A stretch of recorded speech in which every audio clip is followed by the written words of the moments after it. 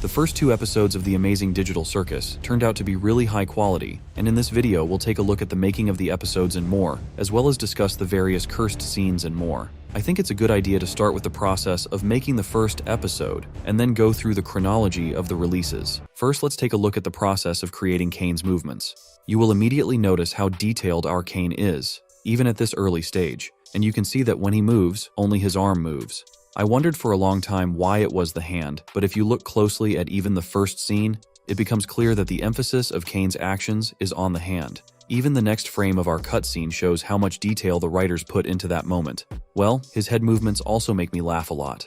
Remember the character's first introduction to Kaufmo? Just look at how detailed Kaufmo is. Every part of his body has been brought to perfection. But if you look at the original version, you can see that Kaufmo originally looked very different. He was smooth and had some colored spots instead of eyes. There's another interesting detail in this scene that we'll talk about in a few seconds. If you've guessed what I'm talking about, write about it in the comments. Take a closer look at Regatha's movements when she first saw Kaufmo. Her hands were certainly excited, but not enough to stand up. In the original version, the process of her surprise lasts longer than in the final version, and if you look closely at her hand, you can see that it's rising. But for some reason, that element was removed in the final cut. Let's go back to the scene where we meet Kane. We have frames from the original animation of this scene. You can see that Kane has already been created, but if you look closely at his eyes, they seem very strange. One of them is completely blue and the other one is 80% green. And imagine if our administrator still had those eyes. I think he'd be one of the worst characters in the digital circus. And while the heart looks real, the brain looks like used chewing gum. And also these shots prove that the scene with Kane was shot very first, because in the final version we see the territory inside the tent of the digital circus. But in the original version, at the time of the story about the circus, we see only the backstage. And now let's come to the most complicated scene of the whole digital circus. I'm talking about a little fight between Zooble and Jax. You might ask me, what's so hard about that? But take a closer look at Jax's head at that moment. Gooseworx themselves said it took over 2 weeks just to do that scene. In addition to her, Kevin Temmer and many other animators were involved in the creation of this scene. This is how it turned out when several animators worked together, but as far as I know, Gooseworx did not like the variant with the disappearing head, and it was decided to redo this scene a little bit, which is the final result you see on the screen now. However, Zooble's movements didn't change at all. Now let's take a short break from the video and talk about the various cursed photos that we have accumulated a huge amount of. The first one I want to talk about is Pomni, and this photo perfectly demonstrates the imperfection of the animation in the early stages. Or maybe this photo was shown to use on purpose? Look at the horror of the face in this photo. And the next leak is just as interesting. There are several theories about these unfortunate Pomni shots. Maybe it's just a bad shot during the animation of this scene, but it's not that simple. Like I said, I'm working on several projects at once. Even though Gooseworx told us that they didn't start work on the second episode until after the pilot was released, I don't really believe that. Maybe this is footage of a scene from the new episode, and if that is true, imagine what horrible events they could show us in the future. I mean, for a character to have that creepy grimace on his face would take a lot of effort. What happened to Jax's face? At this point, his eye is attached to his teeth and it looks very creepy, and his face in general leaves a lot to be desired. We also get to see the original version of Jax in this scene. You can see that it was already the final part of the animation preparation. But what interests me the most is this photo. The authors themselves prove that this scene was recreated from an old but very famous meme with a girl and a burning house. Is this just a reference, or does this leak prove something much more important? The girl is very aware of the horror happening around her, but she remains completely calm. And also in her background is a burning house, which even if they can put it out, it will not be the same. And now, look who we have in the shape of the burning house. It's our crazy Kinger. Perhaps this is a warning to us that the next abstracted will be this strange chess piece, and even his condition speaks for it. Because even though he has a huge fan base around him that loves and protects him, he is the main candidate for abstraction in the next episode because his mental state is at a critical point that is very easy to cross. And this is just a funny shot of Gangle with her body split in two for some reason, but I'm pretty sure that's just a bad shot of that scene. I can't even explain what's going on in this shot. It's just that Jax has turned into a very strange creature. And the next picture makes us think that Jax is a secret agent of Kane, and all his actions are just orders from our administrator, and all this construction around Jax's face was made so that he could observe all the characters.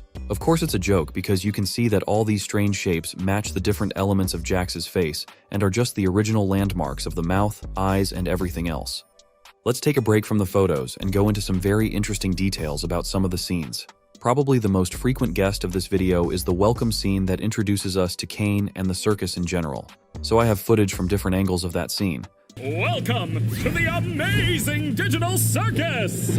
My name is Kane. I'm your ringmaster, and I'm here to show you the most jaw-dropping, heart-stopping, mind-bending paraphernalia you've ever laid your eyes upon! Isn't that right, Bubble? That's right, Kane. I can't wait to see what you've got cooking up for today. Well, let's not waste any time. Also, I think a lot of people will be interested to see the creation of this scene and the interaction of the characters from different angles. We found the Zooble hole. Cool. How is Kaufmo doing? I hope he's not still mad at me for not laughing at his jokes. Oh, he's doing great. In fact, I don't think I've ever seen him this happy before. Well, it's good to know he hasn't completely lost his mind. He actually asked me to give you this. Whoa! And to be honest, I couldn't go on living if I didn't show you the first meeting of Pomni and Regatha with the abstracted Kaufmo in its original form, because at least for the sake of the bald Kaufmo, it's worth watching to the end. Might be that terrible thing I was talking about earlier, when you reach your breaking point? Huh? Okay, wait. Maybe there's still time to fix him if we get Kane. Whoa, Kaufmo! Listen, I know we didn't always get along, like when you called me out for fake laughing at your jokes. I swear I really did think they were funny. I was just having a bit of a bad day! And now let's look at the process of creating this teaser, which is really our introduction to the characters. You can see that Kinger's eyes were originally made completely different from the final result, but all his movements were kept. Zooble also underwent a huge revision because originally her eyelids were supposed to be purple, while in the final version, they are pink.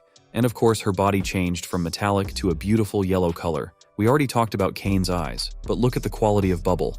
Gangle hasn't changed much either, but it's noticeable that they did a very good job of animating her tears and falling in general. And the scene with Jax and Regatha, or the introduction scene with Regatha, is a perfect example of quality post-production, because it is noticeable how Folo was the initial animation of movements and drawing of these characters, but once it came to the final cut, everything became so perfect that I do not even know how it can be repeated. Well, here Pomni decided to present himself as a master dancer, but it looks very funny. These leaks show the animation of our characters' movements, not just the characters, but the abstracted monsters themselves. And I have to tell you, I'm really surprised at how good it all looked even in the original version. And when you look at the same monsters in the final version, you can only applaud the animators of the digital circus. And the dancing Kinger is the icing on the cake. I just enjoy watching the process. Remember the teaser where Kane showed us the various aspects of the digital circus? It would be a crime not to get it. In the first shot, we see the main part of the circus tent, which contains the castle, balconies, various structures, and of course the staircase that leads us to the mysterious room. We are also shown a very strange room that contains pipes, or what is it? I'll leave it up to you. Write in the comments what you think it is. We are also shown a cellar with a strange black liquid floating on the floor. Could it be water or oil? Lol, of course not. I think this liquid drains the power of our abstracted monsters, forcing them to stay in this basement for the rest of their lives. And we can't do without a dormitory either, but this monster's arm doesn't look much like the one we saw in Kaufmo. I also found a funny leak of Ragatha's face on the internet, if I may say so, because this concept art makes us laugh. But if we think more globally, this leak actually proves to us that there is nothing inside each of the characters. No organs, no tissues, no fluids of any kind. They're just digital shells, but where is their consciousness stored? In one of the images, we see a gangle room or a communal toilet. It's hard to say, because on one side we see a sink and a toilet, but then why are there broken funny masks of Gangle hanging around? But if this is her room, why does she need a toilet? Because it's obvious to everyone that she doesn't have a body. Instead, she's just a tape. And why would you need a toilet in a room where even the food is digital? As you can see, this leak has left many questions and few answers. But the main thing here is the number of broken Gangle masks. There are 8 of them in total, but it's strange that some broken halves are far away from each other. This means that Gangle doesn't have 2 masks, as everyone thought before, but many more. But what I'm about to say will surprise you. It's actually very strange that only the funny masks break, while the sad mask is always intact. Maybe this sad mask is not a mask at all, but Gangle's real face, but the happy masks are the only thing that can cheer her up. Unfortunately, they are very fragile and break at the slightest bump. Now let's talk about the digital circus itself. On one of the leaks, we were shown a map of the area around the circus. You can see a huge lake with a yacht, and next to the circus itself, there is an amusement park. Maybe in the future, in one of the episodes, we will show scenes that take place in these places. On this map, you can also see a small wooden building that they are trying very hard to hide from us. I assume that this building is nothing but the mysterious restaurant where Kane and Bubble spent their time, or it is a so-called hotel where the mannequins live, waiting for their moment to become a new inhabitant of the digital circus. Were we really shown some cutscenes from this so-called trailer of the new episode? Recently, one of the animators of the amazing digital circus showed us some of the cutscenes and so-called behind the scenes, and I was very surprised to see how interesting the new episode was. Let me show you all these scenes, and we will analyze and look at each of them together. And the first scene is the very beginning of this trailer. Remember how Pomni is sleeping at first, and then Kane brutally wakes up our girl. After that, there was a very interesting conversation between them, and just this process of this conversation and showed us one of the animators. That's what I like about such videos, that we can learn the original vision of the author on this or that scene. Is that how that normally works? Shut up! I have so much to show you! Your little crying face left quite the little crying mark on the internet.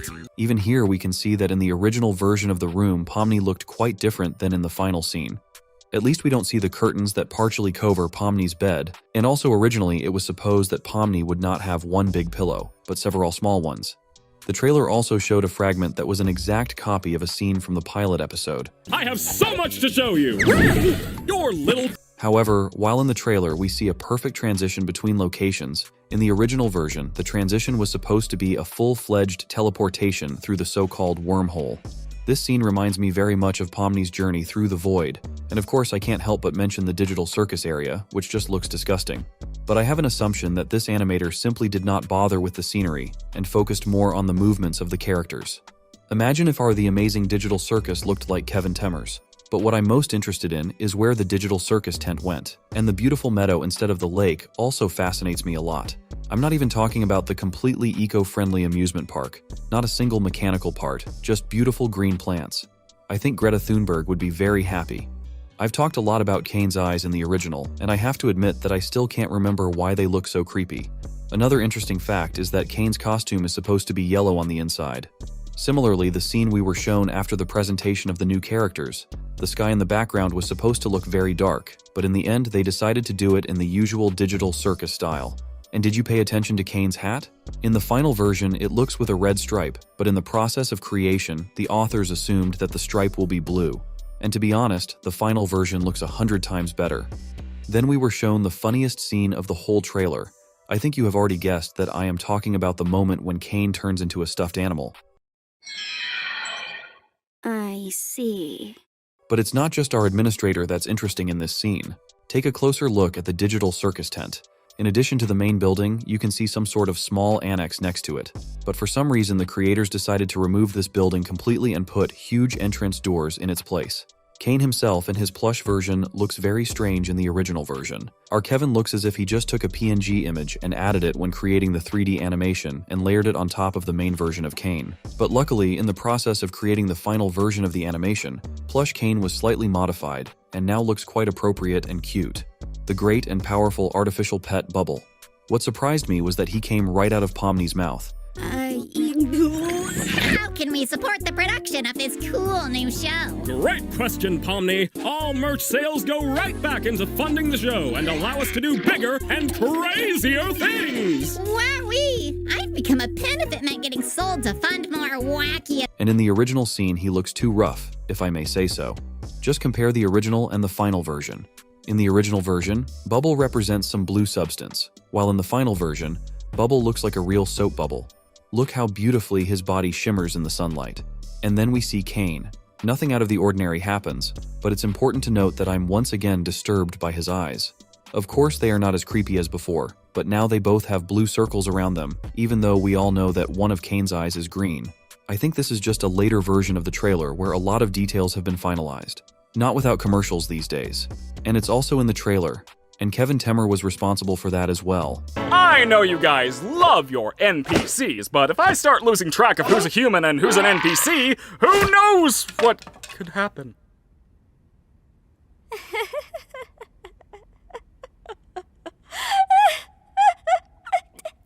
Well, I'm gonna go drink water. It's been a while since I've done that. And immediately we were shown that initially the creators make all the characters because all the environment around them is a gray background. And if you look at the models of Cain and Pomni, you can immediately realize that they are far from ideal. Pomni doesn't have any lightening and darkening yet, while Cain's eyes look very creepy as usual. And since no color work has been done yet, Pomni's panic attack scene looks twice as scary as it did in the second episode. Many people also expressed their satisfaction with the perfect movements of Fudge Monster and how well the creators did with the fluid movements in that moment. I am the Fudge. I used to live within the kingdom walls, but I was banished by that rotten princess after I ate too many of the delicious townfolk. Oh, they were so delicious. Sometimes I can hear them calling to me. Again, as in the previous scene, except for the liquid in which Fudge is floating and the truck with the characters, nothing else is done. And the monster itself, even though it looks very close to what was shown in the new episode, still many details that greatly affect the evaluation of the work were not ready yet. For example, all of Fudge's movements that we see in the second episode were already ready, but their smoothness was finalized. About color correction, I will not repeat for the second time, but about the monster itself, I will say a few more words. We can see that originally the teeth were a little different color, and in the eyes we still do not see a lot of circles as in the final version. One of the most touching scenes in the new episode is the first meeting of Pomni and Gummigoo, as a result of which Gummigoo, from the main anti-hero of the episode, turns into a very upset alligator whose world is completely turned upside down, because he learned that all his life and memories are just an illusion that Cain invented. Why are you trying to cheer me up? How does this benefit you at all? I guess I just don't want you to feel like you're nothing. I don't want anybody to feel like that. But I'm not even a real person. Would I even belong? I'm sure you wouldn't belong any less than me. And I could use a friend. And here we can already see a more pleasant image behind our characters. If in the previous scenes we saw only a gray background and incomprehensible blurring, in this scene there is an outline of the backstage in which Pomni and Gummigoo are caught. And from this, we can assume that this moment was animated near the middle of the whole process of creating a new episode. Since Pomni has been in development for a long time, it's obvious that Kevin Temmer and the rest of the animators have already had her model for a long time, and it's perfectly visible against the background of Gummigoo, who is still just an outline of the character, and his body is just gray. And also this scene shows the quality of the creator's approach to the second episode, because the interesting color correction in the final version makes me give them a standing ovation, especially considering how it all started. Now let's move on to the scene where Pomni hangs between two trucks and can't hold on, while Jax prepares to shoot. Here it is. All right, Pomni, you just stay like that and I'll cross over. Are you kidding me? Nice going, Pomni. Now I have no bridge. And here we already realize that at this point, the creators are closest to the final part of creating animation, because there are already present at least some colors, in addition to those that we see in the characters. And also note that the body of Pomni is no longer a classic fill, but has lightning. I also find it amusing that many characters in the intermediate version have very strange eyes. Also funny is Jax's weapon, which was originally green and Kevin Temmer got a bachelor's degree for it. And if you look at this scene in more detail, it gets a little creepy to realize how such movements came to be in his head. And now, we're back to Pomni and Gummigoo. I don't know. We're somewhere under the map, I think. Map? Why aren't you or any of your crew up here? I'm not sure. Because we're not, NPCs? NPCs? What are you on about? What are you people? And this scene finally confused me, because in the previous similar scene we saw outlines of locations, and here, all this is not. But most likely Kevin Temmer in this way wanted to show us different stages of the process of creating animation. Because here Gummigoo, although far from ideal, but still has at least some color and separation into light and shadows. And now we move to the most visual scene that showed us the preparation for the eulogy on Kaufmo, in which took part absolutely all characters except Jax. And very soon I will make a video about this rabbit and tell you why he is the one on whom you should not be a fan. And in fact, it is Jax who can set everyone up at the most crucial moment. And if in the pilot episode it was not so obvious, the second episode proved it to us 100%. And now back to the scene. Got everything ready. Hey, you at least want to join us for Kaufmo's funeral? We like to have a little funeral service to remember the people who abstract. This one just got pushed around a bit with your arrival and everything.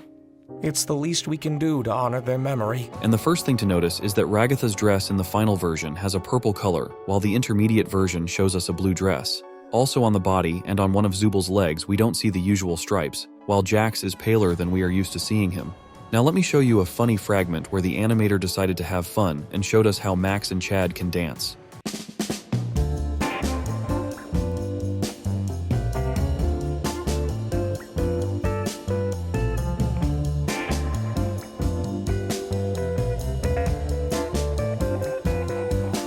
We didn't see much useful here, but already here we realized that Gummy Goo was the main priority, because his body against the background of other alligators remained gray, which means that his final model was left at the end in order to make maximum efforts to achieve the best result. Today, we have already talked about Fudge Monster, and now let's see how the creators worked on his movements.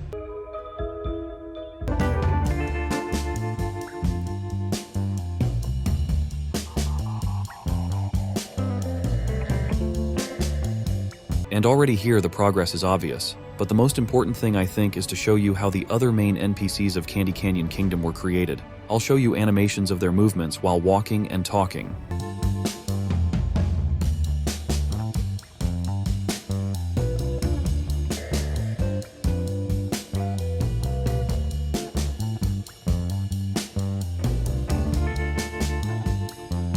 Let's talk about the rest of the NPCs. I think that many of you noticed that in the pilot episode, the dummies were creatures that were concentrated in one place, and some of them even tried to kill Pomni. While in the second episode, many of them are very friendly characters despite the fact that one of them pushed Gangle during the release of Princess Lululalu, and we were shown all the animations of their movements.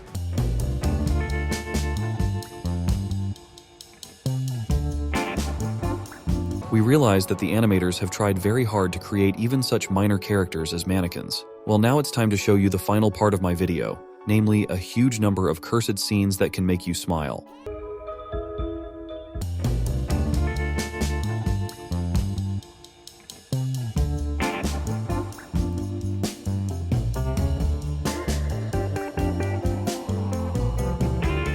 Write in the comments which of these scenes you like the most. Well, this is the end of our video, and I want to wish you a good day and patience while waiting for the next episode.